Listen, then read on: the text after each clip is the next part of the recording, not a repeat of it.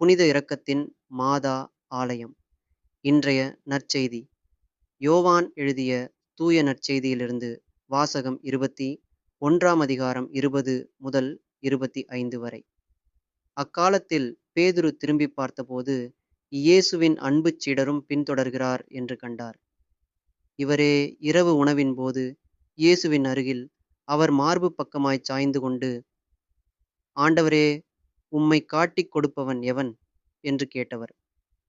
அவரைக் கண்ட பேதுரு இயேசுவிடம், ஆண்டவரே, இவருக்கு என்ன ஆகும் என்று கேட்டார். இயேசு அவரிடம், நான் வரும் வரை இவன் இருக்க வேண்டும் என நான் விரும்பினால் உனக்கு என்ன? நீ என்னைப் பின்தொடர்ந்து வா என்றார். ஆகையால் அந்தச் சீடர் இறக்க மாட்டார் என்னும் பேச்சு சகோதரர் சகோதரிகளிடையே பரவியது. ஆனால் இவர் இறக்க மாட்டார் என இயேசு கூறவில்லை. மாறாக, நான் வரும் வரை இவன் இருக்க வேண்டும் என நான் விரும்பினால் உனக்கு என்ன என்றுதான் கூறினார்.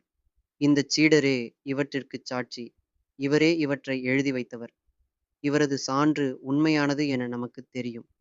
இயேசு செய்தவை வேறு பலவும் உண்டு. அவற்றை ஒவ்வொன்றாக எழுதினால் எழுதப்படும் நூல்களை உலகமே கொள்ளாது எனக் கருதுகிறேன். இது ஆண்டவரின் அருள்வாக்கு.